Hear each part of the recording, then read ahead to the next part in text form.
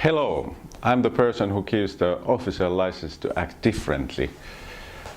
I have found that there's a huge potential just to be waiting to be utilized in companies and different kinds of organizations.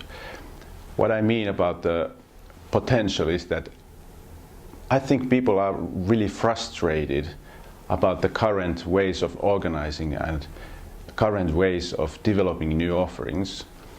And my solution to that kind of a problem is that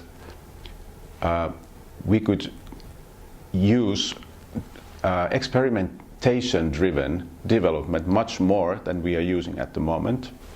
At the moment, the paradigm is kind of a planning-driven paradigm. You all have stage gate processing and so on, but if you want to create something truly novel, the experimentation-driven is the toolbox to be used. What I mean about experimentation-driven is that there's less planning in traditional means, but you are planning by doing experiments, getting feedback, and learning by doing the real experiments with the real people. And of course, when you're doing so, you can reduce the risks and costs. And I think it's also a very engaging way of developing new things, because it's always very empowering when you get the real feedback, even though the feedback can be negative, that somebody says that it's not working like this, but still when you know that it's not working like that, it gives you energy, because then you can try something else.